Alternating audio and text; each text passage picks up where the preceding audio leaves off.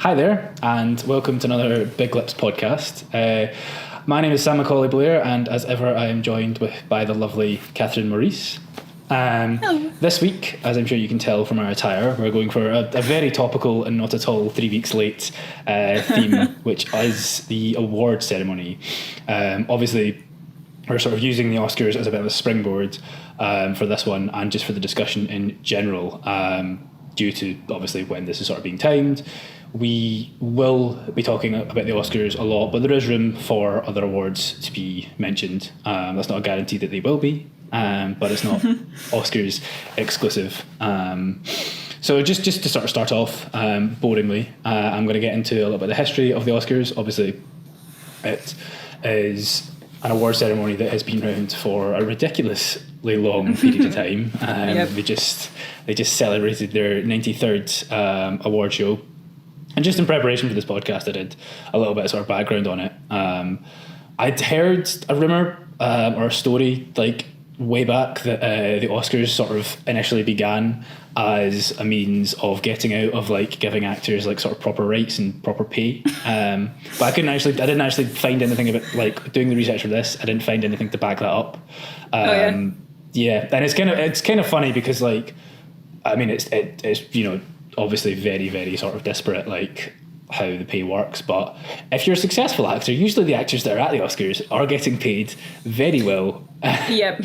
Yes. So it's kind of funny to think of it as a sort of like consolation or compensation back in the day. But I mean, to be fair, the first awards was also just a sort of dinner party held in 1929. And they also had like the winners announced 3 months, I think it was 3 months, 3 months earlier. So there was absolutely, for the people there was absolutely no suspense in who was winning anything.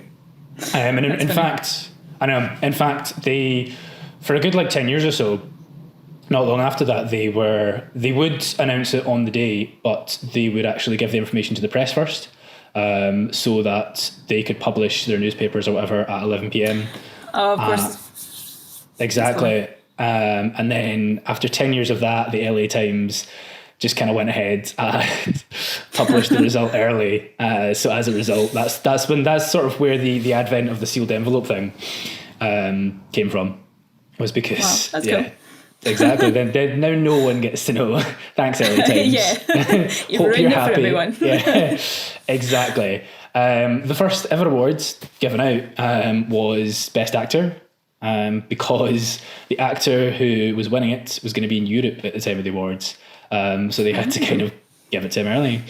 There was also a thing, there was also a thing for years where I think it was the winner for Best Actor would be the people who presented the Best Actress award, and then I think the Best Supporting Actor would present the Best Supporting Actress award, but the Best Actor award would be presented by, I think, the previous year's winner of the Best Actress award, and the Best Supporting Actor award would be presented by previous year winners of Best Supporting Actress. That was a mouthful to remember and say. Yeah. And it's one of those things that like sound, when you're saying it out loud, sounds really complicated, but like isn't really that complicated a process. Yeah.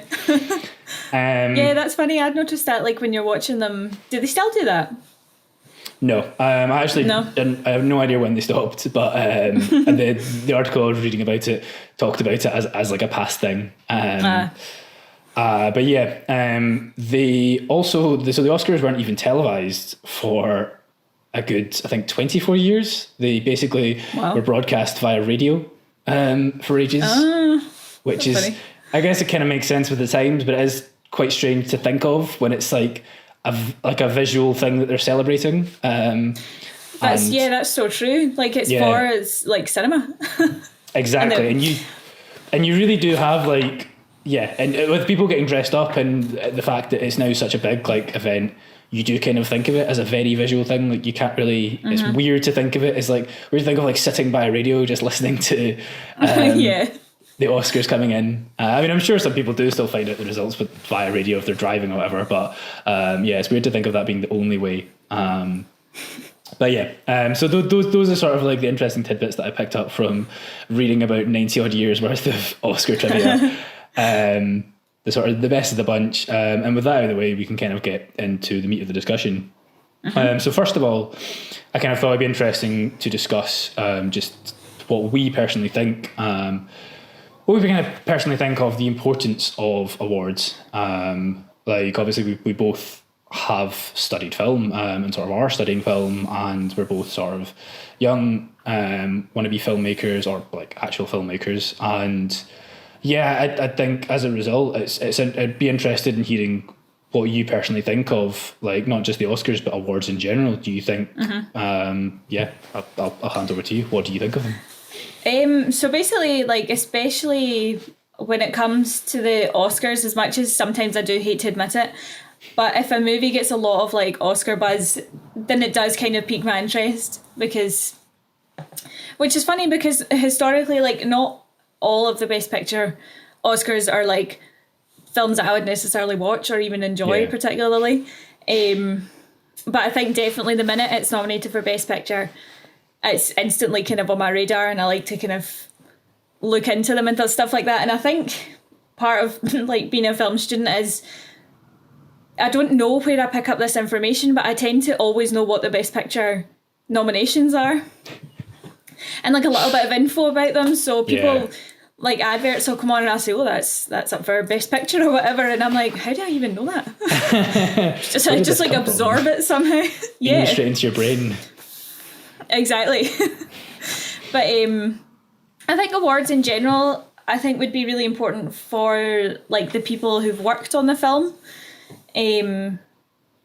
So obviously it's always nice to get like recognition for your work and things like that. So I think getting it from such a massive kind of like kind of independent body who has had nothing to do with your film, they haven't financed it or had any sort of input in it, I think that would be really like rewarding, almost like someone else is recognising your film and it's as good as you think it is normally. But I think having said that, I think the awards aren't maybe like the be all and end all, because like I was saying, I think film especially is very subjective. So like my favourite movie isn't necessarily the best movie, or isn't I think the best movie that's ever been made. Yeah. But there's a lot of like nostalgia and like memories and that go along with your favourite film. Which sometimes people like terrible movies, which is fair enough. If unfortunate. So I think awards have So I think awards, that would probably be the one drawback I would say for them. But by and large, I'd say I think as well, if you're the person winning an award, your salary is just going to immediately go sky high. That's a very good point. Like you're up for the next movie and you're like, well, here's my Oscar, so how many more zeros are you going to add to that? Yeah, this check isn't heavy enough. Yeah, exactly. But no, I think by and large, I think especially with different things like film festivals, I think maybe have at times a bit more like prestige to them. So I think when you know about things, different film festivals and stuff like that, I think it would be more rewarding almost to, it's not like a kind of like commercial award, if you will, if you go, so if you won like Cannes Film Festival or whatever, I feel like that would be, you would feel more kind of recognised by other filmmakers in that than maybe necessarily the Oscars. That's quite interesting that you say that, actually, because I guess the sort of difference with both is typically festivals are like the first places that things are screened. Mm-hmm. So I guess it probably does like mean a lot more as a filmmaker in a lot of ways, because you don't know what like impact your film or your project's going to have, and if you do get lauded at like a festival, then I guess it's like the first thing that maybe like does like lift a weight off your mind. Like at least, you know, you still don't know how you're going to do in terms of like box office growth and commercial success, even critical response really, but at least you do have that. Like you say, it's a nice sort of like a good omen for whatever's to come. Whereas obviously Oscars in particular, but the awards in general obviously come after the fact, when you've kind of, your movie is played, or it's, a lot of them, you know, are usually still playing, at least in the UK, by like the time of the Oscars. And I'm sure it gives you like a nice, like as you say, like I imagine it would give you some kind of boost whether you win or not. In terms of revenue, but yeah, it's really like, that's really like the last sort of thing, and it's just that one final like pat on the back and celebration and party at the end of it. So yeah, I think you're right. Actually, I hadn't even really thought about that, but I guess like the festivals would be the one that would mean a lot more to you, especially like at a time when you kind of needed it. But yeah, no, I very much liked your answer. One of the reasons I sort of wanted to ask this was I was listening to there's a DJ that I know who lives down in Manchester, who does his own podcast called A Blank Canvas, and he had a guy that I used to work with on it who's a sort of aspiring actor, and he talked about the fact that they got to talking about awards, and he talked about the fact that he sort of thought that ultimately, like as an actor, he was like, that would be like the ultimate honor, that would be like the ultimate achievement, is to be like recognized by your peers and to sort of have that moment. And I think for an actor in particular, there probably is a lot of like, you know, recognition and a lot of value in it. And I guess it is in a lot of ways very similar as a filmmaker, but I guess it is quite different when you're kind of like, if you're at the head of like leading an entire production team. Maybe it's a very different, it's still going to be like, you know, I don't think anyone's going to be like, oh great, I won an Oscar. Nightmare. God, where am I going to put it? Exactly.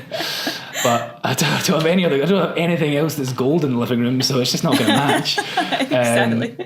But yeah, at the end of the day, I feel like it's probably a much more of a collaborative effort, and I think there's so much more. If you probably care a lot more about like the sort of long period of how successful is my film going to be, how are like all these critics going to react to it, how much money is it going to make, because you need that to survive and to get paid and to get more work. Whereas for an actor, it's kind of like that stuff's kind of nice, but I suppose the thing that really, and I definitely would add some zeros onto the end of their next paycheck as well. If they win an Oscar. But I very much agree on a lot of things that you said. I think it's funny because I think people talk a lot about the Oscars like are kind of irrelevant these days. Like, you know, they always talk about like getting it wrong and people not really caring as much. You know, it used to be like a huge event that I was watched live and was really like, you know, everyone kind of had to be there, wanted to be part of the experience. Whereas now it has kind of moved on to something that's just not the phenomenon it once was. But at the same time, especially as another sort of film student, like you do end up with that knowledge of like a lot of films that are like nominated and are like winning, and it's just the same as you. Like I don't know where the information comes from, but I just seem to acquire it. I know. I must like subconsciously Google it like every year, and I don't even, it's so like ingrained in my mind that I don't even think about it while I'm doing it. Do you know, it's coming from the radio. That's it. It's come full circle. That good old wireless. But exactly, the ham radio.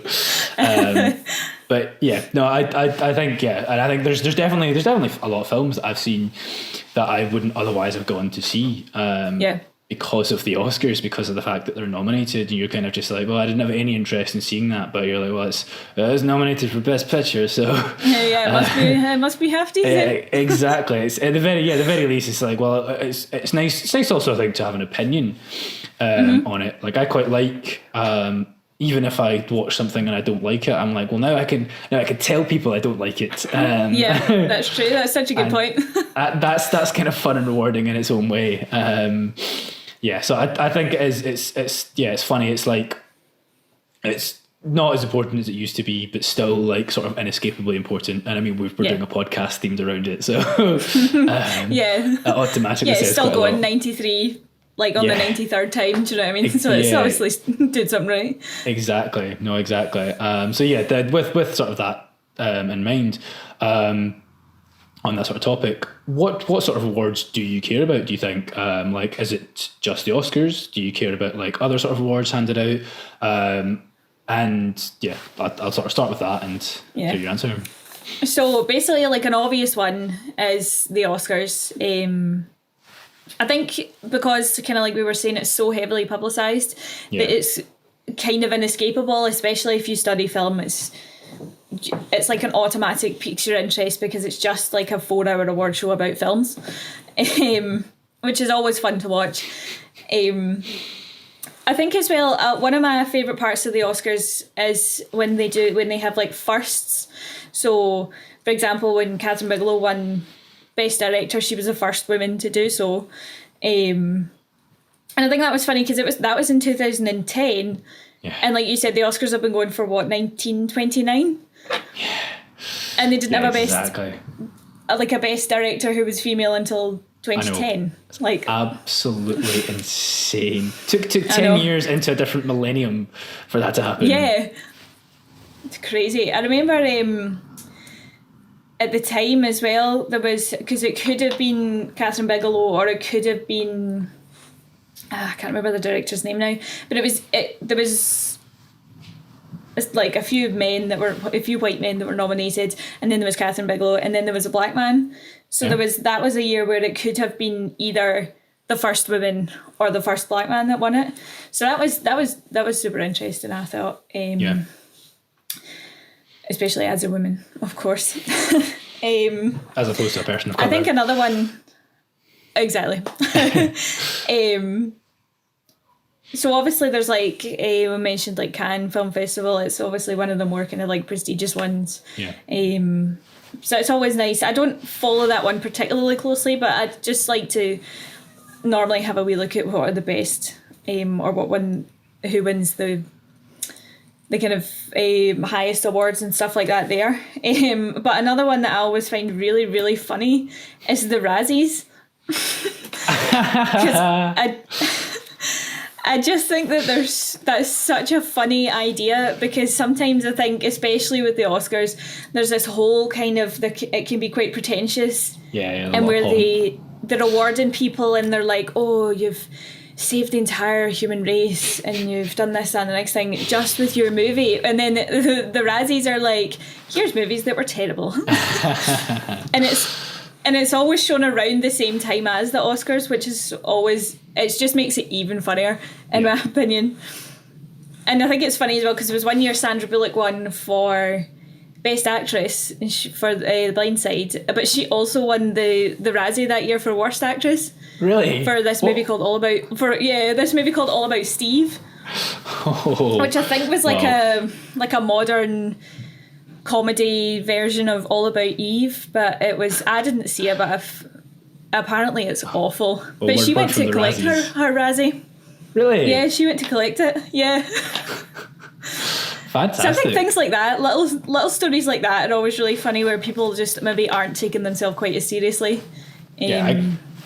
I completely agree. Like the Razzies, it's funny you mentioned it, because I was going to mention it as well. But yeah, they're a really nice counterweight to the Oscars.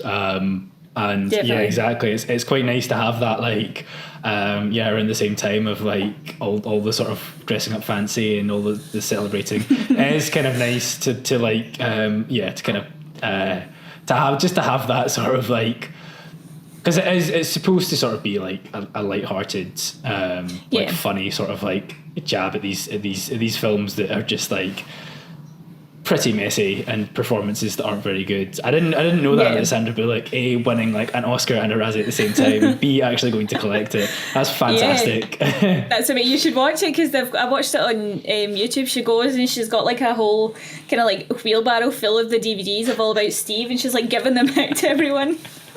That's terrific. Amazing. Yeah, fair play. Got a lot more respect for her now. Yeah, I think it's funny as well, because the Razzies, when I was reading about it, they kind of started, it was just like one guy and his pal or his couple of pals in like his living room that started it, and then it's just spiraled out of control to the point where like celebrities will sometimes go and actually get their award, which is funny. I wonder if Sandra Bullock's got her Razzie next to her Oscar. I really hope so. If we're in front of it. Yeah. You have to go through the Razzie to get to the Oscar. That's funny. Yeah, no, that's brilliant. And yeah, like again, you're a lot more well informed in the Razzies than I am. I just kind of I kind of know of them. There's been times when like there's been bad years for movies, and there is a bit of satisfaction in seeing like. It's kind of funny sometimes when there's like actual competition for like like the worst film of the year.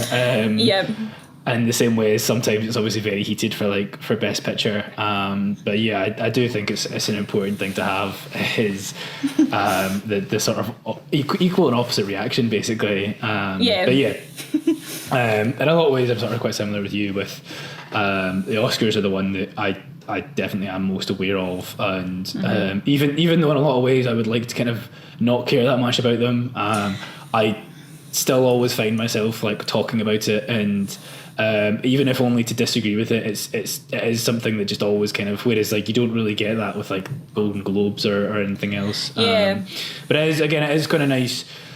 Yeah, there's like a few sort of odd award shows that I never watch any of them, but it's kind of like it's nice to just see like some things get recognised. And I quite enjoy just the sort of buzz around it, and again the conversation. And definitely. I think it's one of those things that it is kind of annoying. I think that like sometimes that Oscars, there's like a type of like Oscar movie or award movie.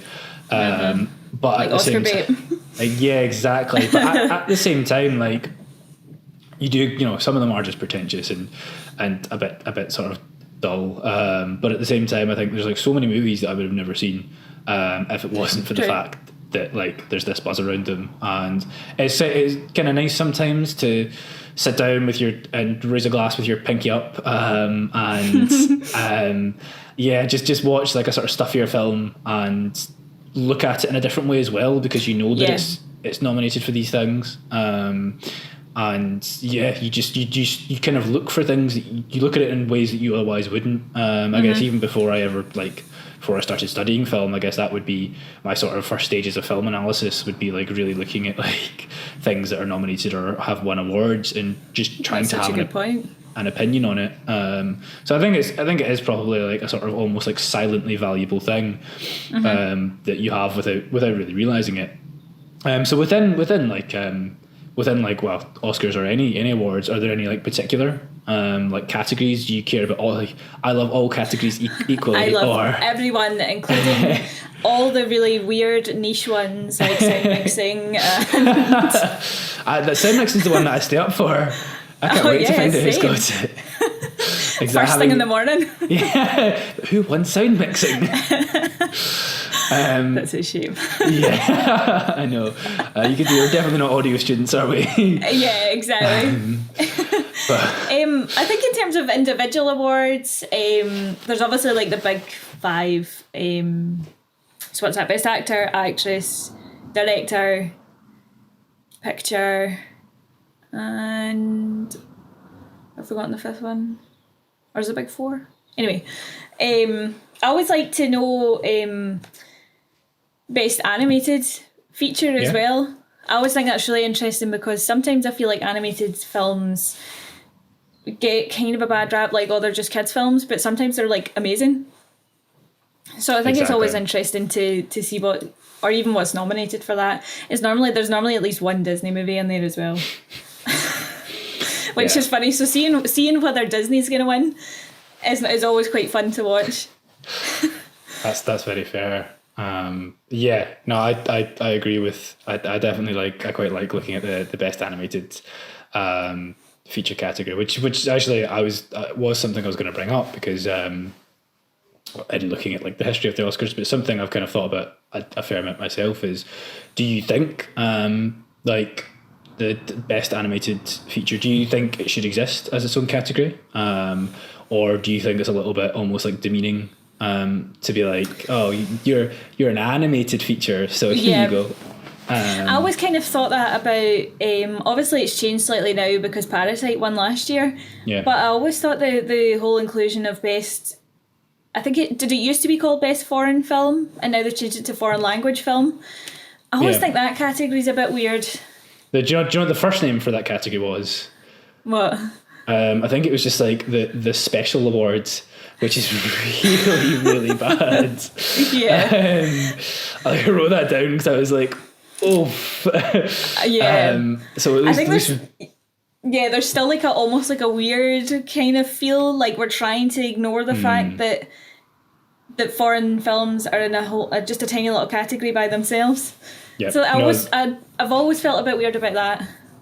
That was again another thing that I'd written like quite a lot of notes on was just it feels quite strange to now be for it to be 2021, for that to still be a thing, and it just like, and I know it's a celebration, but it does feel a bit weird. Like just the fact that it is a sort of separate category, and it like, I think it does sort of read a little bit as like, I guess demeaning. Is the weird thing as well is they're only allowed one nomination per like country.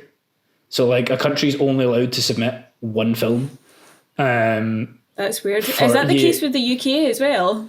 So that, is that just foreign language speaking? That was another thing that I was actually curious about, because I was like, does the UK count as a foreign, like, does it count as a foreign body, a foreign entity, or because we speak the same language, does that give us a pass? And okay, there are a lot of like shared productions or teams, and a lot of like shooting in the UK, especially of late because of like tax breaks. But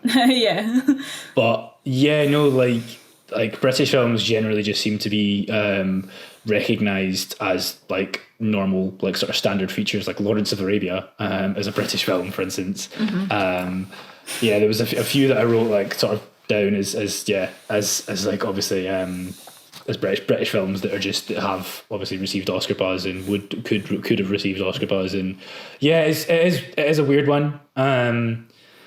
The fact that they do that, I mean, I guess the Oscars are sort of held in America, and one sort of nice stipulation maybe not that nice they have is the film, like any film that can win, and for the foreign language or international award, doesn't have to have played in the US, whereas obviously they're usually quite strict about like movies having to play within like the calendar year and having to play for like 7 consecutive days and all these things, which is why streaming services are obviously like most of their movies are usually snubbed. But the international one, they don't have to play in the US. They just have to, I think, have English subtitles available in some form. So I think it's fairly open. But I do kind of agree that it's it is a little bit like patronising and a little bit just weird, kind of rather than genuinely celebrating like all the movies of the year, to have that sort of distinct category. It's funny as well, because there's going to be times where there's going to be numerous American films in Best Picture, but if you're saying it's basically one entry per country, so they could have like 3 movies that are worth a Best Picture nomination, but they're only getting one. Exactly. And it's just a bit weird. Yeah, it's very strange. Like, you have all these American films being celebrated. Why couldn't you have 2 from like Germany? It is a bit weird. But again, at least there's some progress with Parasite winning Best Picture, and also Best International Film, because I guess it would have kind of been a bit strange if it hadn't won Best International Film. That would have been so weird. Yeah. To sort of like curve back to the animated one, obviously there's been to date no animated film that's won Best Picture. Do you know the animated films that have been nominated for Best Picture? Am I right in saying is Beauty and the Beast one? Yeah, it was before the creation of Best Animated feature. That was the only one that had been nominated. But there's been 2 since, just to kind of just because of people being annoyed about there being 2 distinct categories, because obviously in the rules it doesn't on the rules I'm guessing the same with like international film, it basically they are allowed to be nominated for, and in theory win both Best Picture and Best Animated Feature, but do you know the 2 ones that have been nominated since? No. Is Tangled one of them? No, that's a fair guess actually. No, the 2 like the same, I think Tangled came out the same year as one of them. So the 2 that have been nominated for Best Picture are Up and Toy Story 3. Which how random. I know.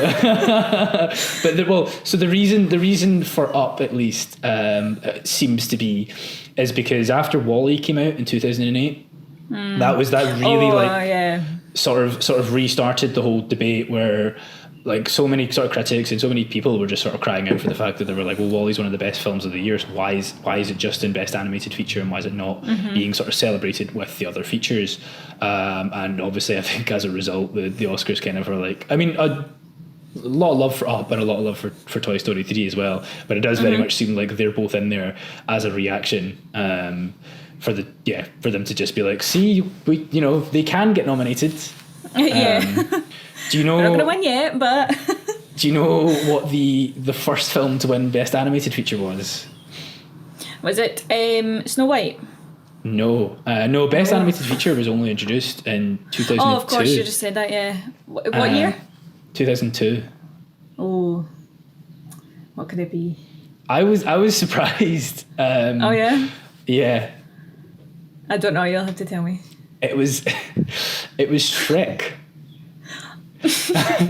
But the thing that I liked about that more than anything else was the sort of production team were really annoyed because they genuinely thought they were going to get nominated for Best Picture. That's so funny. I'm like, Shrek's an amazing movie, and but do you know what I mean? It's not like Silence of the Lambs won Best Picture, and it's, do you know what I mean? It's so weird, and especially like when we're talking about like Oscar baity films and there being types of movies, it's so far removed. And again, a lot of love, a lot of nostalgia as well for Shrek. But it's just such a bizarre. I can't imagine it, like any universe where Shrek wins best picture. I don't even know what won it in 2002, but. And it might not be something that I like more than Shrek, but it just genuinely seems weird to actually I like to think that the filmmakers and that, like the producers had their speech all prepared. They were ready. They had accepted into their heart that they were winning Best Picture. Well, another weird one. It's not an animated film, but although in some ways it's probably not that far off one. Another film that I remember, and I only know about this one because I remember it, like finding out about it at the time. There was a film like in the last sort of decade, I guess, that campaigned for Best Picture, which I thought was a really like bold move, and it was Transformers 4. Genuinely had like a push for like Best Picture. Like they like had their website like all tailored out, and I think they might have even like run commercials to really try and like push for some Best Picture recognition. That's which amazing. Is just like such a bizarre, like it's I like definitely don't hate the Transformers films. I like especially when I was younger I could enjoy them probably more than I really ought to have, but yeah, like especially the fourth one. Being the one that's funny as well, because to be like an Oscar contender, you have to go through certain like film festivals to be able to be like to be nominated for an Oscar. So I'd love to imagine you were sitting down at this prestigious film festival, you'd seen all these like really Oscar baited movies, and then you sit down and there's Transformers 4. I know, and it's such a long film as well. I've only seen the first two, but I mean I enjoyed them. Like you were saying, it's a good like movie experience. Yeah. Exactly. The fourth one, I really was not a fan of the fourth one. It has a lot of weird. I mean, they all have weird choices, but it has a lot of weird choices, and again, it is really, really long. That's so funny. Yeah, no, it's just such a strange thing to have pushed. Sort of talking about the you were talking about the push for awards, and like obviously the fact that there is like a process and to get nominated, and there was, so they actually appoint like the Academy appoints like an awards czar to actually like monitor the campaign process that sort of goes on. Yeah, because apparently they don't want it to become they kind of don't want it to become a little bit embarrassing. They don't want films to like go a bit too far in like their push to get nominated and recognised for Oscars. So the SAR will offer. I think he offers they offer advice if they're consulted, but they also will. I think they can like dole out punishments and penalties as well if production teams and production companies aren't really like playing fair. When you talked about that's hilarious. The Hurt Locker winning. There was a producer for the Hurt Locker who got disqualified from like basically being at the Oscars because I think he was like texting people trying to get them to vote for the Hurt Locker for Best Picture. And I mean, it did win Best Picture. But yeah, he must have made him really salty when he's not allowed to be there to celebrate it. Yeah, that's so funny. He'd be sitting in his house just fuming. You'd be fuming, but you'd also, like, depending on how many texts you had sent out, you'd be, like, validated. You'd be like, well, at least it was worth it. Exactly. Got there in the end. Good job, Hurt Locker. On the Hurt Locker note as well, so Catherine Bigelow, who directed it, is James Cameron's ex-wife. And so I remember him, like, having, like, opinions on, like, the Oscars that year because weirdly Avatar, maybe not that weirdly. He was up for Avatar, Avatar was nominated for Best Picture, which really surprised me. I'd forgotten that because it's I mean it's like the highest grossing movie of all time, but it's just again like you don't think Oscar when you think Avatar. Definitely. I found an interview where he basically was talking about the Hurt Locker and said that it was a mistake that they didn't release it in 3D or they didn't like make it in 3D. And I was just like, that interview really did not age well. And I mean, he very much did like, he did very much sort of like spearhead the 3D movement, which like was around for like a fairly long while. You know, it did become a big thing.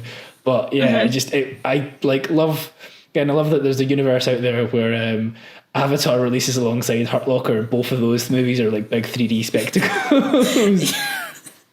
I can imagine sitting watching the Hurt Locker with your little like green and your little blue and red glasses on. Exactly. It's like it's not a film that I'd like. I remember watching it at the time, and I don't think at any point I was like, oh, but if only this movie was in 3D, that would really complete the experience. I have never said that about any movie ever. I've never watched a movie, even when things could potentially be flying at the screen, I've never thought this would be amazing in 3D because 3D's not that good yet. Do you know what I mean? And again, it's more like the glasses are more of an inconvenience than just watching the movie would be. Exactly. And I think so many movies, I mean, that's sort of like so many like movies couldn't be bothered to do it properly. I think like when it's done, to be fair, like go off on a bit of a tangent here. Yeah, when I do remember seeing Avatar for the first time in IMAX with 3D glasses on, and that was a genuine experience. Where I remember sitting next to people, and there's a bit where like the camera sort of goes over like the edge of a cliff, and just seeing them go, and like leaves sort of being in the way of characters' faces, and them just sort of like instinctively like sort of pushing at them. There is sort of like, and like obviously Avatar was like shot with like very expensive cameras and technology that was basically purpose made for making like the 3D as immersive as possible. And I think the sort of mistake was most of the 3D that was done was like post-production 3D, so it was just like 2D with depth, which I think is sort of why it didn't work. But yeah, to sort of cut off that tangent. So and bring it back to the awards and to the Oscars. What do you think are the sort of shortcomings of the awards and the ceremony and everything? So I think obviously one example that I always tend to think of is, especially with like best actor or actress, there could be an actor or actress who's been consistently amazing throughout their entire career, but basically there's just maybe not even a better performance, but a bit more kind of like high profile performance in the same year, and they lose out to that person. So the example I always like to think of is the year that Kate Winslet won Best Actress for The Reader, which was amazing, and she's an amazing actress and she does deserve an Oscar. But I remembered at the time, have you seen the movie Changeling with Angelina Jolie? I have not, no. No, well, she's amazing in that. And that year, she deserved that Oscar, but it went to Kate Winslet. And like I said, I do love Kate Winslet, and she was amazing in that film, and she does deserve an Oscar. But poor Angelina Jolie missed out because, like, I don't even know what the reason was. I mean, they were both kind of like period films, which the Oscars tend to enjoy, but Kate Winslet's performance, she had a bit of an accent, which they also tend to enjoy, so that maybe put her over the thing. So I think that's definitely one of the limitations, where it could just be a matter of timing. So like a lot of people had an issue with when Leonardo DiCaprio won, because the other nominees for that year weren't spectacular, so it kind of made his win less. Do you know what I mean? I very much get what you mean. Yes, and funnily enough, more Oscar facts.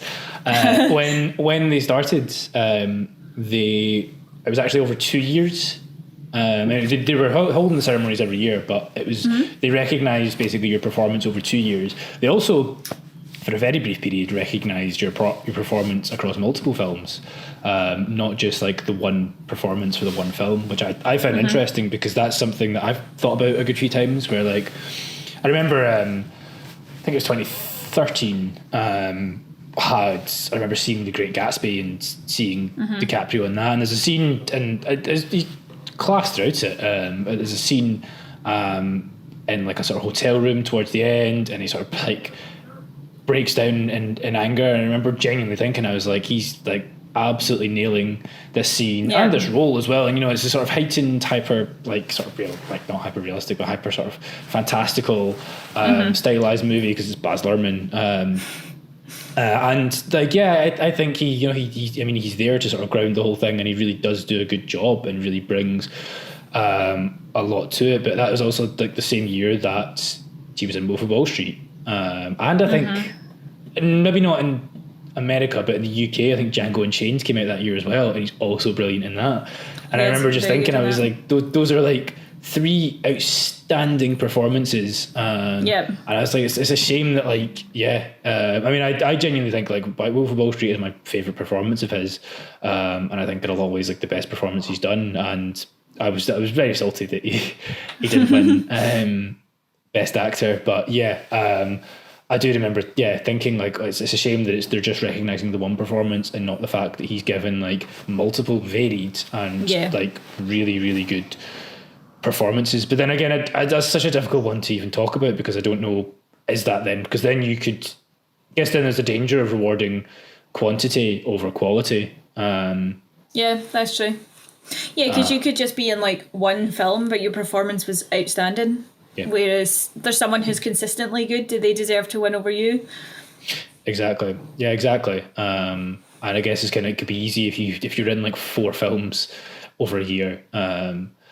It could then be easy to just cherry pick the best bits of those performances, as opposed to one like really solid performance. But then again, you could also, or I guess, argue the opposite in a lot of ways, that really if your one performance is that good, then it will be recognised no matter what. And maybe also just the fact that if you're in like 4 years in 4 movies in 1 year, then that's you're putting a graft in there. That's true, yeah. And if you're able to be consistent enough, then that's maybe that is worth the sort of praise. But another talking about Best Actor as well, one thing that I thought was interesting, there's someone there's a person I was talking to fairly recently, and they mentioned the fact that they're a sort of female young aspiring actor or actress, and they like to be called an actor basically rather than an actress, and they talked about the fact that they don't really they kind of don't really like the fact that there's a Best Actor and a Best Actress category, and I found it quite interesting. It was something I hadn't really thought about, but do you think we're moving to a point as well where like sex and gender and everything's kind of becoming more fluid, and we're kind of trying to move away from really trying to put, sort of create these boxes.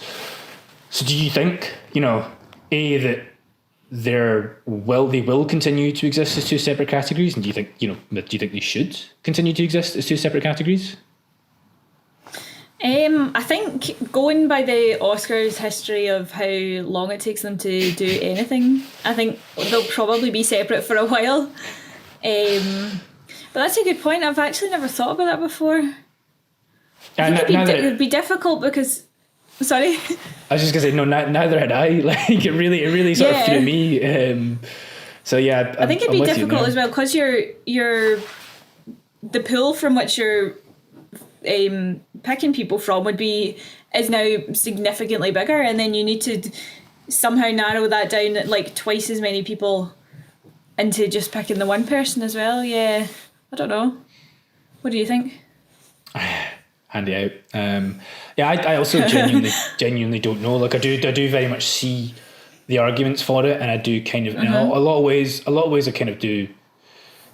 I guess you could argue it then makes way for other awards to sort of take their place, and it maybe makes that sort of that competition for the award. I don't know. I feel like ultimately I don't really know how you do it without, because then you just have half the amount of actors winning awards basically, and for actors is such a big deal.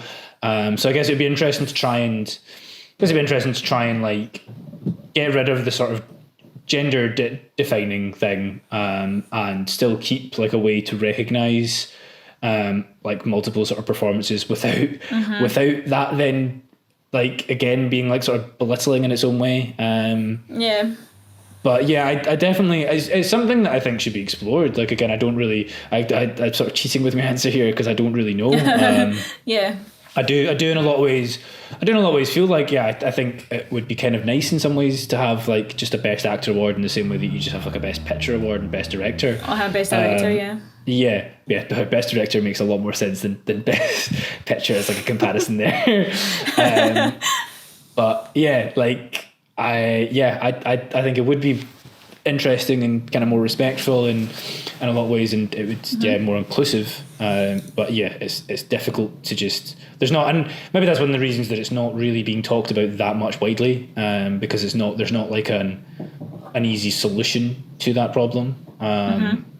But I think it's something that is worth exploring, and I think it's something that probably will start to come to surface, I'd imagine, just with the way that everything kind of moves. Yeah, that's true.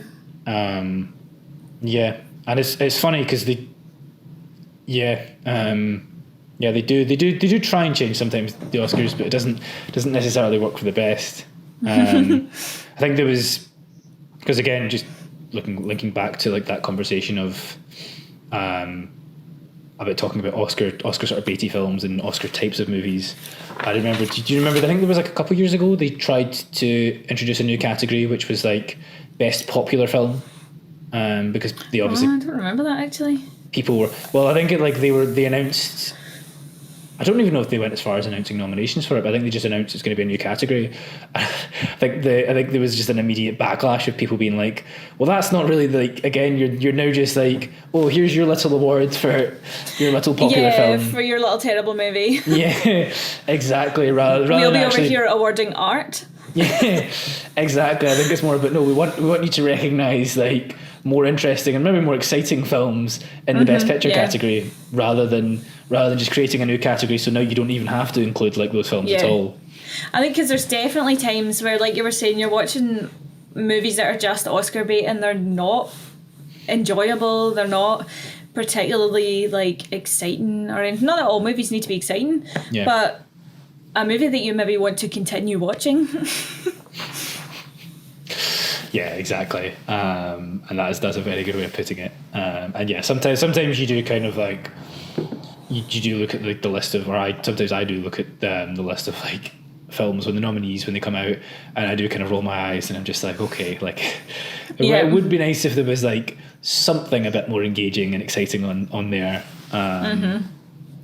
But yeah, again, I guess there's the argument sort of both ways. And sometimes they pick like weird ones to recognise. Again, Avatar springs to mind, which definitely was just really there because, well, I mean, they had a lot of money behind that. So, but yeah, no. So, are there any others? Do you think? Are there any other shortcomings of the awards and the Oscars?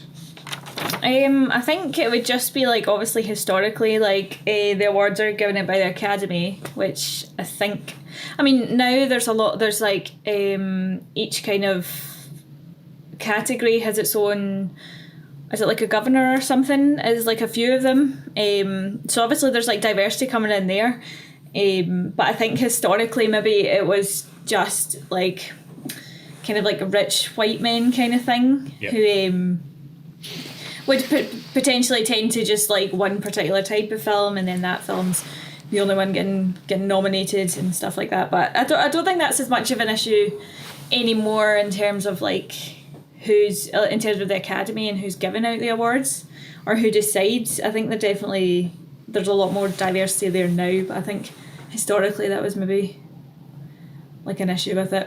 Yep, definitely. Yeah, and it's, I guess it's very, in a lot of ways it can be a very internal thing, and it's a lot of like patting on the back of friends and people that they want to recognise and that they care to recognise, rather than maybe people who necessarily deserve it. And that kind of goes back to the sort of best international or foreign language film, that whole sort of thing. And it's funny looking at like the breakdown of the categories, because there are some weird sort of, it's like sometimes you think about the thought process of it is a bit weird, and even like the fact that there's like a best screenplay, but then there's like best adapted screenplay, which makes sense in a lot of ways, but at the same time I did think it was a bit odd, because you're like, well, that's a weird thing to like draw a line in and be like, okay, we're gonna like recognize that there is a difference here. And another weird one is like best feature, best animated feature, and then like have best international film as well. And you kind of, it then just kind of makes me think, well, why was like, why, like, because if you're going to recognize that there's a big difference between like, and I like the fact that they celebrate like original screenplays on their own and, you know, adapted screenplays, because it is obviously very different things that you're kind of doing. But you could take that further. You know, why is there not like, why does that not exist for like movies? Why is there not a best adapted movie or best, you know, you get remakes, like so many remakes, are not best remake, or even, you know, you get even you could go as far as performance, like, and the same goes for like the international thing. Like, why is there not like best international actor or best adapted performance? Because you get actors who will, like, you know, work on, maybe carry a performance from like the stage to like the big screen, and that's got to be a really difficult thing to do, because you're suddenly going from like projecting to a room and a live audience to suddenly being really sort of small and contained and like with a camera in your face and doing a million takes of like one single line or one single scene or a single expression. And that kind of segues me onto the question of, do you think, you know, are there sort of missed opportunities, do you think? Are there awards that you think shouldn't exist, or maybe ones that you think should exist? Well, this is an interesting one, because I remember reading recently that just before this year's Oscars, that stuntmen and women were really kind of pushing to get their own category, because their argument, I mean, rightly so, is like they were very poetic about it, like, oh, we're Wonder Woman when she's wonderful and Superman when he's super. Like, they do. It's a weird one for them to just be completely ignored and not recognised. Yeah.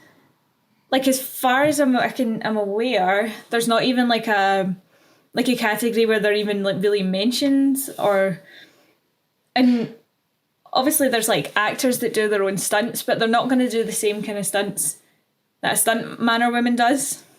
Exactly. So like Tom Cruise, he'll be like wired to an aeroplane or whatever, but he's probably not going to set himself on fire or drive a car and then crash it off a hill and stuff like that. So I think that I remember reading about that at the time and thinking that was really interesting. That's something that I shamefully hadn't even really thought about and hadn't been made aware of, is that sort of push. But like, now thinking about it makes so much sense, because like stunt work is its own sort of art and is very like difficult and very dangerous. And like as much as actors love a lot of them love to do their own sort of stunts and will push to do their own sort of thing and try to, it is like ultimately they're kind of not allowed to a lot of the time because it's not safe. But there's people that do that. There's people that fall down flights of stairs and get into car accidents and ride in the backs of horses at like crazy speeds and have to do all these things while looking like an actor, and sort of in a lot of ways sure I read an article once on like just the performance aspect of it, the fact that like there's so much to being a stunt person, so much more to being a stunt person than just getting hurt or trying to avoid getting hurt and try to make these things look good. You have to also portray the character. You have to also embody the character, because you need, if you're looking at, I think it may have actually been a stunt person who worked with Quentin Tarantino. I think they talked about the fact that working with Tarantino was the first time they actually had a director who really spoke to them and treated them as an actor. Wasn't just was it the woman that was in Kill Bill? I think it was. Stunt woman. I think she's really, really good, and I think I've seen interviews of Tarantino speaking solely about her and how amazing she is, basically. Yeah, and I think she obviously talked about the fact that you need to embody the performance, because if like the camera's going to cut to you, you need to react to something how the character would react, and not just how you as a stunt person would react. And I think there's a whole sort of interesting side of that it's a very good point of one that should definitely sort of be on there. Are there any others that you think of?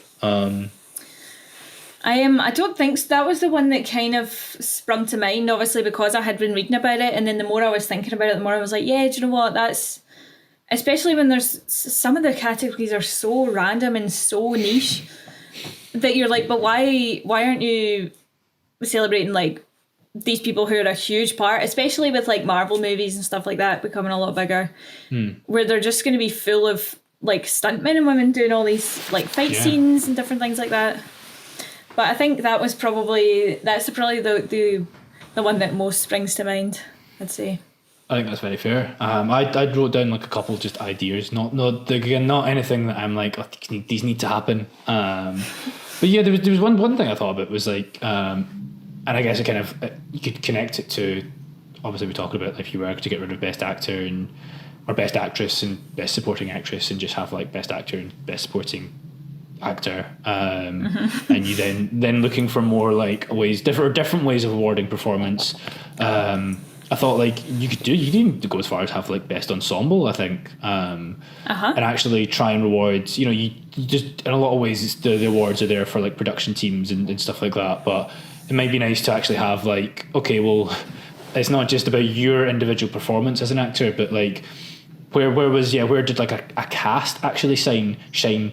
Where did you actually have like a room full of like, or a movie full of like believable people who like all were sort of unique, their own individual like personas, and they bounced off each other really well, and everyone kind of managed to be memorable without stealing the spotlight. Did they not? Is there not a Golden Globe category? I think that just might be specifically for TV, but I'm sure there's an ensemble cast one. I don't know that for the Golden Globes, but I think it might just be TV. So obviously, it'd be interesting, especially because the Oscar movies tend to be like, if you take this year's Best Picture, basically that movie is like Frances McDormand is just her in that movie. So these Best Actor and Actress nominations tend to just be, it's like their movie and their role. So it would be really interesting for like an ensemble. Funnily enough, I don't know if did you watch just the Trial of the Chicago 7, which was nominated for Best Picture. And that obviously that would be a good pick. Because Sacha Baron Cohen was nominated, I think, for like Best Supporting Actor, which I found a bit strange. Not like no discredit to him. Like I think he's a good actor, but at the same time, while watching that movie, there was no point at which I was like, blew me away with his performance in that. He really like, and I really do think that like the group as a group sort of shone. And it was that was the sort of like thinking, the line of thinking that got me to there, thinking like, why couldn't they recognize the group? It's weird when and it must be a bit kind of strange as an actor if like you're in an ensemble thing and you're kind of like, you know, and you know that maybe there's going to be an Oscar buzz around your movie. Does that like affect your performance? Does that affect the way you view the other actors? Because you're then like, these are my competition. Like, which one of us is really going to stand out and steal the show? And yeah, it'd be nice, I guess, to just be like, okay, well, like, how about we reward the ones that play well together? Because surely that would be difficult as well as an actor, because you don't, 9 times out of 10, you probably don't know these people before, or you certainly don't know them well necessarily. So if you're in a movie with a group of people that you barely know and you're acting like your best pals and you've known each other for 20 years, that's got to be difficult as well. Exactly. Yeah, exactly. And you even just get stories of like actors that kind of work together and like absolutely despise one another, but you don't end up seeing any of that on the screen, you know. And sometimes it's like actors who are love interests or actors who are best friends or brothers and sisters, and again, it's that then you're then like doing a lot of the performance to actually make that chemistry work and actually have that, and that's the thing as well. I guess it would really in a lot of ways be rewarding chemistry more than maybe more so than just rewarding performance. But yeah, I certainly think it would be an interesting discussion. Other ones that I had were like, you know, best sort of multiple performance, and like best. One thing I thought would maybe interesting would be actually looking at like, okay, well, what because it's not. I guess you could argue that it's his own reward, but don't really look at like. They look at, you know, production, and they look at like sound design and how all these sort of individual like skilled things, but there's not like what about like just the money side of it and budgeting? Like, what about a movie that really, whether it had like $100 million or $1 million, like which movie really used that money well? You know, whether it was a big tentpole movie that like had some pioneering effects, or if it was something really small that really like poured every last penny into what you sort of see on the screen. That'd be interesting, because I think there'd obviously, because there's so many different people with different roles that work on movies, and sometimes obviously there was like people like certain roles and things like that are just not going to get. They're not going to be on stage if you win Best Picture, so that would definitely be a nice way to kind of like recognise different people in the film who are equally as important as maybe the actual crew and stuff like that. Yeah, exactly.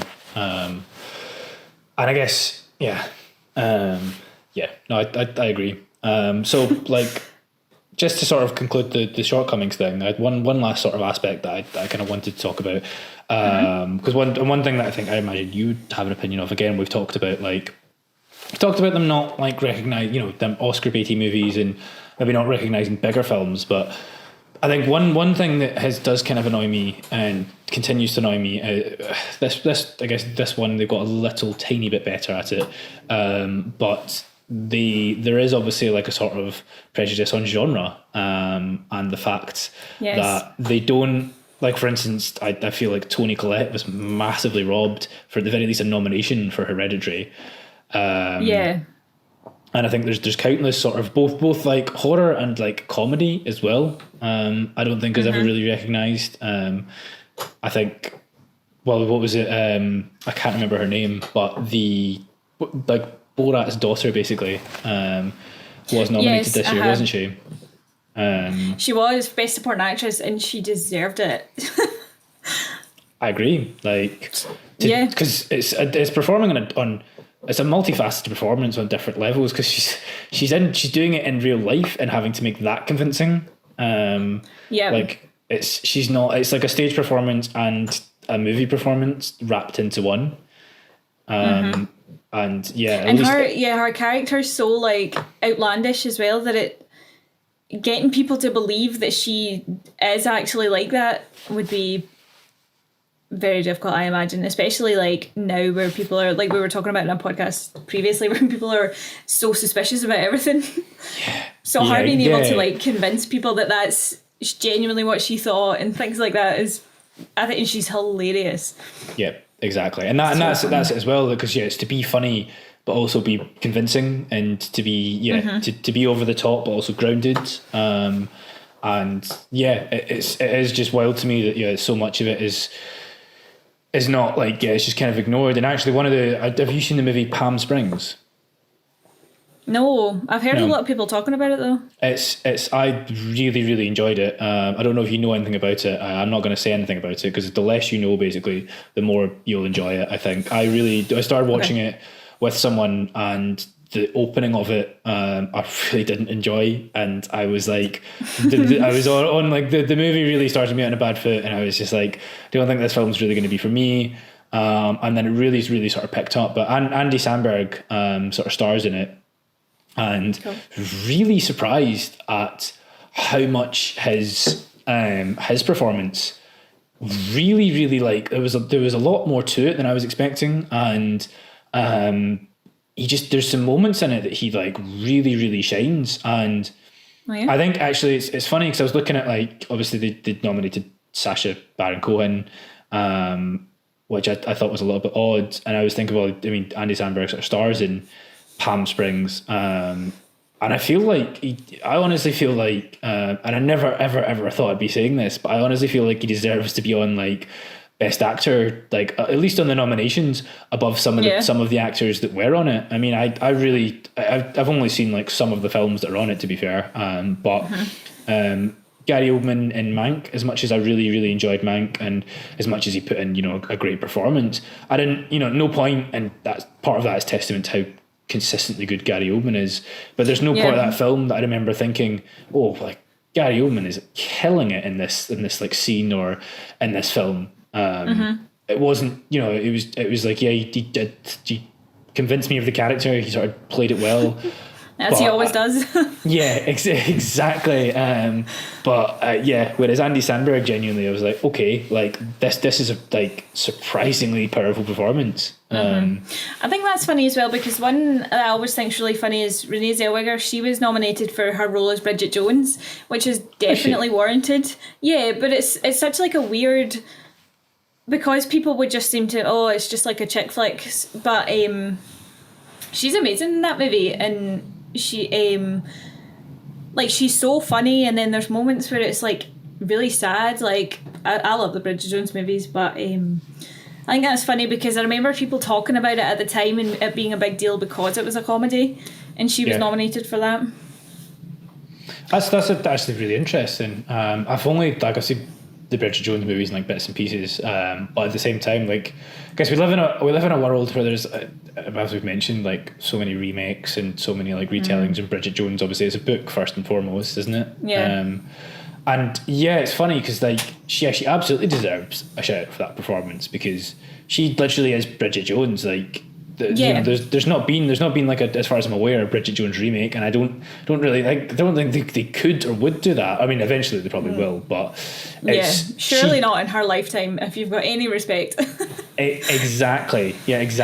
And it's kind of funny because she is that part, and there's not really any getting away from that, and it does really deserve to be recognised, because to do that, like, I mean, even just like the sort of breadth of people who know the name Bridget Jones and immediately, and not just like have heard of her. I feel like more people than not would be able to tell you that she plays Bridget Jones, or at least would be able to recognise in a picture, oh, that's Bridget Jones. And like different things. I feel like most people would be like, they would know something about Bridget Jones, that she's got her big pants and stuff like that, or that she's just so funny. Like she's just so like inappropriate at times. So I think definitely she deserved that, because it's so recognisable now as well, like you're saying. Exactly. That was sort of my concluding thoughts on the shortcomings, and moving sort of swiftly on. So obviously talked a lot about awards and the importance of them. Do you have any particular like memories of? I mean, we've kind of like shared some already, but do you have any memories of like either like, anything you ever watched at the awards, or even just like reactions to things getting awards or things not getting awards, or things winning or things missing out? I remember, and this is in no way like a new opinion, but I remember being reasonably young at the time when the movie Crash won for Best Picture. And I remember I hadn't seen Crash at the time, but I had seen Brokeback Mountain, and I remember thinking at the time, God, that movie's amazing, it's so good. I remember people were just referring to it as like a gay, that's that gay cowboy movie, but it was, the movie's so good. Everything about it, the cast is great, the direction, obviously cinematography and everything. And then later I knew about the controversy, so it's maybe tainted it slightly, but when I watched Crash, it's not the worst movie I've ever seen, but it's definitely not a movie that I would watch again, if you know what I mean. I think there was definitely that little bit, as I said, I was a bit younger, so I was maybe a bit more bitter. So I was watching and I was like, this movie's rubbish. I think that's very fair. Yeah, it's funny, again, I was just having a look over like Oscar winners and lists of like Oscar winners and stuff like that, and Crash seems to universally sort of be recognised as like one of the weirdest sort of picks, and I've never seen that or Brokeback Mountain, but I've never seen Brokeback Mountain. Brokeback Mountain's so good. I know. I really ought to watch it. I probably should have watched it for this. There never would have been a better time. We'll do a Brokeback Mountain themed podcast. Yeah, that could be our next one. we could both be cowboys, or one of us could be a horse. But yeah, taking in so many directions. Or one of us could be a mountain. Yeah, Debs. By the way. Damn it. I'll just have to be the horse then. or one of us could be Brokeback Mountain and the other one of us could be Crash. Yes. But yeah, no, that I feel like there's like a lot of eternal bitterness for that, and it's funny because I feel like that is one of the things that's one of the ways that Oscars are really talked about, is people discussing what they're salty about not winning. And I think it's quite funny because you see like endless things on social media and the like of people being like, oh, I can't believe this such and such actor, such and such filmmaker still hasn't won an Oscar. It's a disgrace. You know, it was obviously, that was the conversation about DiCaprio for so long, which is fair because he is like ridiculously consistently good, has been since being a literal child. But I guess the thing that one thing that kind of struck me while just sort of researching this is the fact that obviously it's the 93rd year that they've been doing the Oscars, and that's a ridiculously long time to be doing it. But also, that means there's only been 93 winners of like Best Picture and Best Actor and Best Director, which really isn't a lot. In fact, I just out of curiosity, I googled how many movies were released. So in the last year, or in 2020, which was, you know, the year of the pandemic when like everything shut down, and movies, even the ones that were filmed and ready to go, were obviously pulled and held on to until this had all blown over. When cinema's like output had really dropped. There were still 329 movies released. Wow. Yeah. And I think that was just American as well. That's not even like, it's not even like that's a global thing. So yeah, the fact that like there's 93 Best Picture winners is like there's really not that many. There's going to be more misses than hits, and I guess that also makes it kind of more of a sting when you have a movie like Crash. I think even the director of Crash actually said. He did. He came out and was like, it was definitely not the best movie of that year. Poor guy. Imagine having to come out and be like, thank you for the award, but you got it wrong. Yeah. I know. I mean, props to him. How gracious can you be?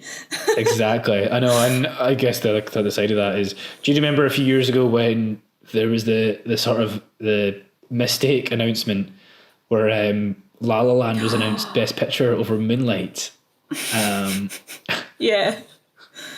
And that guy, I can't remember who it was. Was it producer or director or something for La La Land, and he was pissed. Do you remember? And he like turned it round and was like, "This is not what it says." No wonder. I distinctly remember that. Yeah, you'd be to go. I mean, for like the people who made Moonlight, that must have been like probably the single most like heart pounding and exciting win, because to have actually like witnessed losing first, like not just the feat of it, but to actually have that come true, and especially because like obviously one of the big things is with it all being filmed, you can't even really react, but to have all that internalized like pain and sort of like bitterness to then actually no, you won, must just have been like the craziest like few seconds. But yeah, that does very much stand out as such a ridiculous moment, and for the other way around, for the La La Land folk, very awkward to have the high of we've won Best Picture to no, you have not. That's awful. I think if I had been reading it out, I would just have kind of slowly taken the envelope and just like hidden it inside my dress or something, like we'll deal with that later. Yeah, exactly. Just run with it. We've said it now. Have to. Like, you know, when they get their Oscars engraved at the party, just go up to the guy and be like, I know that's not right, but can you just put La La Land? Just put a sticker over it, it's fine. We probably won't look that close to that. Yeah. We'll just keep filling up the champagne. Exactly. But yeah, do you have any other like any actors or like any effects teams or any composers or any movies or directors that you were like really, really rooting for that kind of lost out? I don't know. It's always hard because at the time, like when you go away and you're watching a movie, you're like, this should have won. I think another one, and I can't remember if he was nominated, but I think when we were talking about The Big Lebowski recently, and we were talking about Jeff Bridges' performance, he was amazing in that movie. Oh, like absolutely, so good. I can't even think if I've seen him in much else, but like that movie, he was outstanding in that movie. I'm not sure who won that year, but yeah, I honestly have no idea either. I didn't even think to look. But yeah, it's a really good shout, and again, it's another sort of comedy. Even though it's Coen Brothers, and they do receive sort of attention, but yeah, he puts in such a good performance there, and again, he's such a sort of serious actor, and he's played like some really serious characters, and he takes it all so seriously. But yeah, to play someone sort of so loose and carefree, and to do it well and funny, and yeah, he just walks such a fine line in that, and you definitely root for him, even though he's like, he sits at his house and he doesn't really do much, and he like blows off all these responsibilities. He's not on paper a particularly likable character, but somehow he makes it that way. He shines in that role. And again, it's another one that like he just is like so it's literally iconic because of him. Very, very good shout. My like, I mean, obviously I've mentioned DiCaprio in 2013, 14, but my obviously like saltiest one, unsurprisingly, was 2010 or the 2011 Oscars, where Inception was repeatedly snubbed. Obviously for like, amazing. I mean, to be fair, like when you look at Best Picture, because again I was having a look, and obviously I mentioned Toy Story 3 being nominated. You also had like films like Black Swan being nominated. You had The Social Network being nominated. There was some really good, I think even like 127 Hours and stuff like that, really good films that were nominated that year. True Grit as well, which is Coen Brothers and Jeff Bridges. And yeah, of all the films to win it, it's The King's Speech. Which I haven't. It's got that Oscar bait where it's historical, it's the royal family, and something to do with like speech and voices and and accents, and and it's funny because like you look back and I don't think there was like in proportion to like some of the other films, I don't think there was tons of people really discussing the King's Speech, and I don't think it's something that people really bring up in conversation that much these days either. Yeah. So that was always a painful one. And for best original score, I think Social Network won that, and the score for that is like brilliant, to be fair. But yeah, I was definitely pained that Zimmer lost out on winning his Oscar for. Because I do think. Yeah, I think because the Inception, even the whole soundtrack for Inception is like iconic. Everyone, you hear it and you know what it's from. Do you know what I mean? Whereas I probably couldn't, off the top of my head, tell you what the Social Network one was. Exactly, and I think it was like I mean, again, we discussed this with like our movie trailers thing. Like the soundtrack for that movie basically preceded the film and is so married to that film that like people there's literally sounds that people associate with the movie in music that people associate with the movie. And yeah, I'd seen like countless videos and things like that and mashups and edits, and you just one like piece of Hans Zimmer's that seems to seep everywhere is that piece Time from the sort of end of the movie. It seems to really be regarded as like one of, if not his best, and one of my personal favorite like pieces of sort of movie scoring ever. But there's even the fact that like I remember reading about the fact that like the soundtrack for that movie is there's a French song, like I can't remember the name of it, that they use in the movie as like a sort of synchronization trick to so they can like link up and sync up and wake up and stuff in time across like multi-layers of dreams. And the entire soundtrack is basically that song slowed down or sped up or pulled apart in different ways and twisted, so they literally basically took a sort of device from the narrative and used that to make one of the best movie soundtracks ever. And just like the actual sort of thought, the thinking and the thought behind that, I always thought was like that's really interesting. I didn't know that. That's cool. So yeah, 2010 2011 was my big salty year. But yeah, on that sort of note, on Inception and like I guess on Best Pictures, let's talk about this year's Best Picture winner, Nomadland. So what did you think? I think I was really interested to watch the movie because I had kind of read different things about it where it kind of almost like blends fact and fiction. So obviously Frances McDormand, she's an actress and she's playing a character, but the people that she meets play almost like slightly fictionalized versions of themselves, which I thought was going to be really interesting. But I think what the movie does best is kind of her interactions with the people, and I think that's mostly because you can almost feel that they are real people, where obviously her performance is amazing and she's a great actress, but the people, I don't know, I just felt when I was watching it felt at times like it was a very well shot documentary. Yeah. Where we were following her as she goes and lives this nomadic lifestyle. It didn't feel like a movie, if you know what I mean. I think it definitely felt like a very well shot documentary, in my opinion. I very much see where you're coming from. Very much agree. What did you know about the movie going in?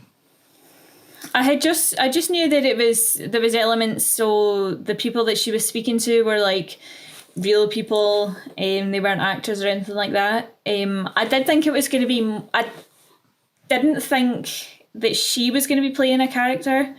I don't know whether I've just made that up because I've read that the other people weren't actors. Yeah. But that's kind of really all I knew about it going in, to be honest. I think as well... Sorry. Oh, sorry. No, I was just going to say, I think... obviously, like this... I think what it did really well was kind of capture this idea of like this feeling of like freedom. There was definitely a very particular feel to the movie. Yeah. But it wasn't necessarily my favourite movie that I've ever seen. if you know what I mean. Yeah, I feel like I very much sort of agree and align with your thinking and your feelings on this. I knew like pretty much nothing about it. Obviously, it won Best Picture, and Chloe won Best Director, and Frances McDormand won Best Actress. And yeah, I was obviously like, I was just like, okay, like I'm very interested in this. Like that's a lot of awards, a lot of praise, and this movie must really be something special. And I, in a lot of ways, kind of struggled to watch it. I had watched it in sort of multiple sittings because it is very sort of like slow and meandering, and that's sort of the point. But yeah, it's not gripping's not a word you'd use to describe it. Definitely.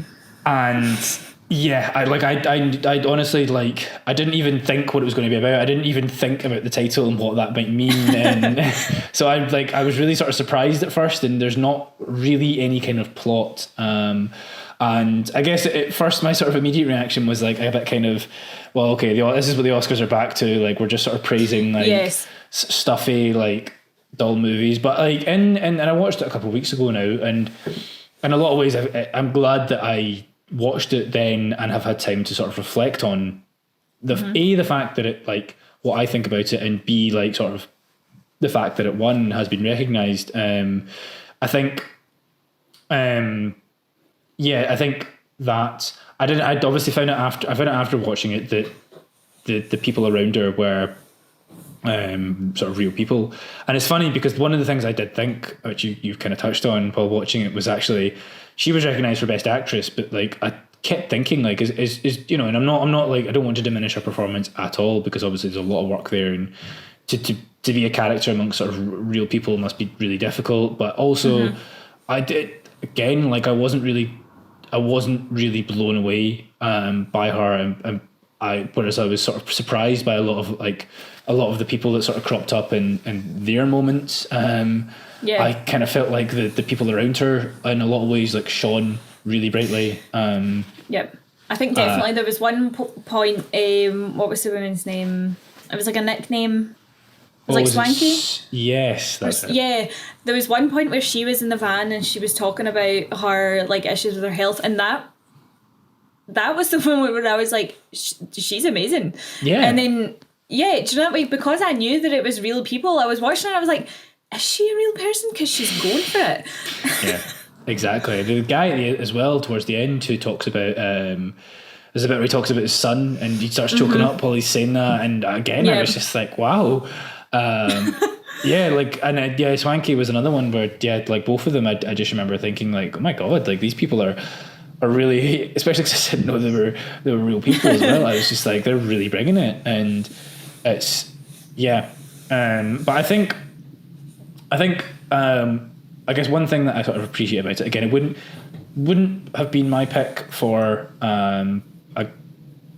Best Picture, but I think it's interesting because I guess I appreciate the fact that it went a very different direction in a lot of ways from like last year. Obviously, like Parasite winning, and that movie is sort of really layered and like scripted, and like a lot happens in that film, and there's so many like different even like genres that are sort of like breezed through in that film, and to then go for a sort of slower art house film, I thought is actually quite interesting. And I also found it quite interesting because like at first I've only seen a few of the films nominated, but the one film that which I don't know if you've seen, which was my sort of favourite out of the ones that I had seen, was Promising Young Woman.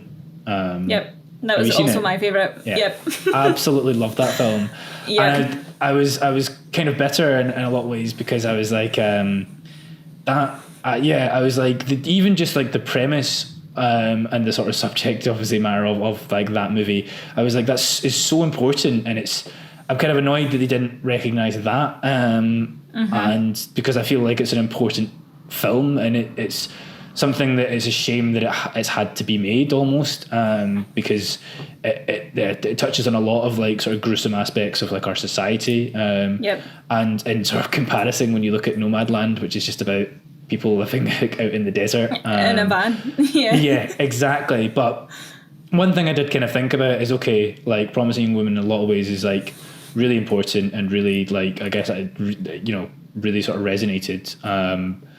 But I think Nomadland, when actually thinking about the context of this specific year and this specific awards, it is, I guess, is quite indicative of, or I think it's something that people will probably look at like years down the line, look back on and go, yeah, of course the movie that won Best Picture was basically a celebration of like freedom and sort of connection. That's a really good point, actually, I never thought of. And moving on, and it was when I sort of thought about that aspect of it that I sort of appreciated, okay, actually I'm not as bitter about Promising Young Women missing out, because I can see, like, as a sort of almost like collectively as a society, like Nomadland is an important reflection of like what we all kind of want and miss and cherish and crave.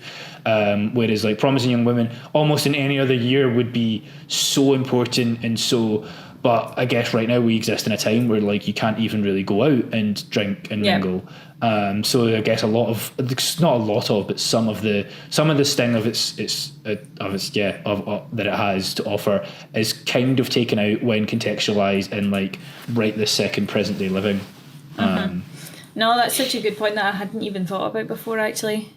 That's really interesting. I think as well, I think Promising Young Women for me definitely left more of an impression than Nomadland. So I've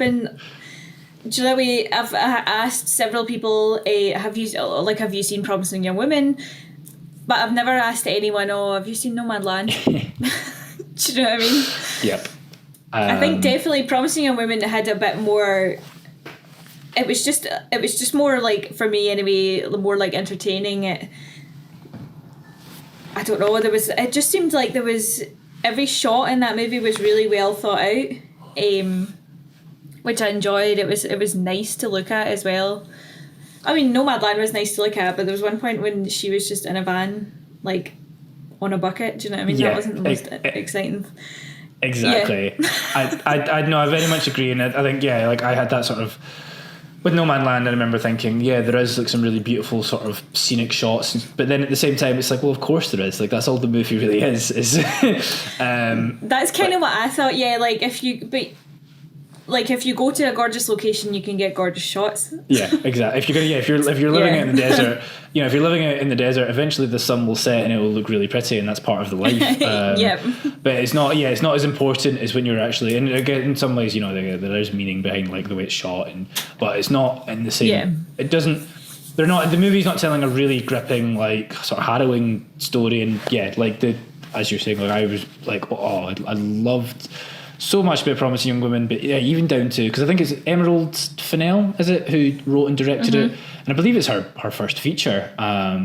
And in terms of like her direction, like, and like I guess the cinematography and like in particular, there was a lot of like, I really loved how it felt like the movie did a really good job of sort of juxtaposing styles and imagery, and it had this like sort of almost like rom-com-y vibe you feel at the same time as having like a sort of horror tone to it, and I felt like they used a lot of like sort of bright colours and sort of feminine iconography and imagery, even with like Cassie sort of working in like the sort of cutesy coffee shop with all the sort of like neon signs and like pink colours, everything being really bright, and sort of using that to then tell a really sort of horrifying, or really like hold a lens up to like really horrifying aspect of like society and tell a really sort of like dark tale. Again, I thought the movie was doing so much as it was doing so much. And I remember as well reading that this director, she's purposely got like those kind of cheesy, overly pop like girl band songs in it. So like there's that one by Paris Hilton, the Spice Girls were in there as well, I remember hearing. So that's always nice that because normally like if you listen to music like that, people will slag you off. So the fact that she's like celebrating it, like, no, Toxic by Britney's a great song, it's going in the movie. yeah, completely. I agree. The movie it does a lot, and the score, like I remember thinking a lot of the times that the score is really sort of like very horror-esque, and to have like those sort of pop songs, and they're mixed with a sort of horror like soundtrack is really, really bold and brave, and it's, you really are taking a risk with like that mesh of styles, because they don't like complement each other typically, and the movie again walks a line and does it really well, and it's again, I'm glad we're on the same page with that one, because I'd seen, like I said, I'd seen a few of the nominees, and enjoyed all of them, to be fair. But I do think that Promising Young Woman in particular was just like, it is something that like I've asked a lot of people as well. Have you seen Promising Young Women? And if they haven't, I'm then like, watch Promising Young Women, because you should watch it. Yeah, everyone's going to have like a reaction to it. I think. Both again in the setup and the actual like payoff of the story, because it's so connected with like people's experiences, but then also like the direction the movie takes is like it's very engrossing, very gripping, and I think it's impossible to not walk away from that film and go, okay, well, I have thoughts and I have things that I want to say and discuss. Definitely. Whereas like Nomadland is, again, not to dug on it too much, but it is just a bit of a canvas to look at and go, oh, that's a bit nice. So it's I like appreciate the recognition it got, but not my sort of personal pick. Definitely. Yeah, exactly. So I feel like that's probably a good place to wrap things up then. Once again, we have talked for an enormous amount of time. So apologies for that. But I feel like we've had quite a nice discussion here. I'm glad that we've agreed on the things that we've agreed as well. That's funny. I think that's the first time where we've agreed on almost every point that we've made, like without discussing it beforehand. Yeah, exactly. To go in this blind and to come out with so much of the same thoughts and feelings was quite nice. And exactly. Like it's been a very good chat. All in. So I guess let's raise a glass to the films that made it and the films that didn't. And I guess we'll see you all in 2 weeks' time, hosted by the lovely Catherine. Perfect. Until then, take care and thank you for joining. See ya. Farewell.